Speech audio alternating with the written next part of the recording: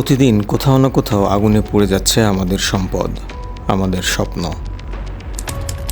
কখনো বাজারে, কখনো গার্মেন্টসে, আবার কখনো মানুষের ঘরে। এই আগুন শুধু ভবন বা পণ্য পোড়ায় না, এটি পুড়িয়ে দেয় মানুষের হাসি, ভবিষ্যৎ আর এক টুকরো নিরাপত্তা।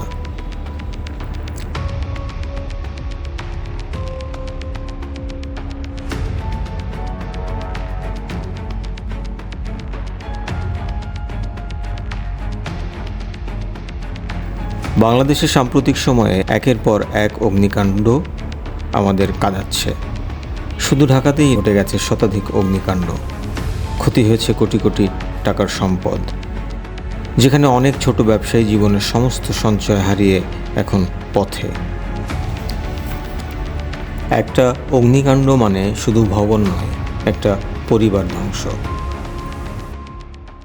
কিন্তু এই আগুনের পেছনে দায় কার? অসচেতনতা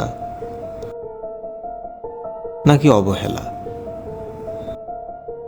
দোকানে গ্যাস সিলিন্ডার রাখা, বৈদ্যুতিক লাইনের শর্ট সার্কিট কিংবা ফায়ার সেফটির নিয়ম না মানা, সবই এক একটা বোমার মতো সময়ের অপেক্ষায় থাকে। এই আগুন শুধু সম্পদ নয়, দেশের অর্থনীতির উপর আঘাত।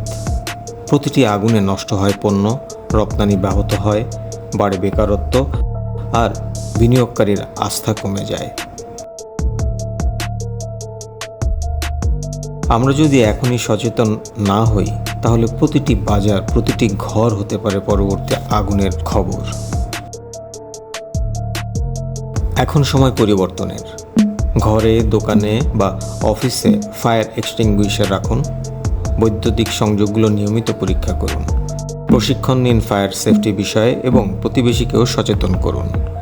আগুন নয়, জ্বালান সচেতনতা। চলুন আমরা সবাই মিলে বলি, আগুন থেকে নিরাপদ বাংলাদেশ চাই।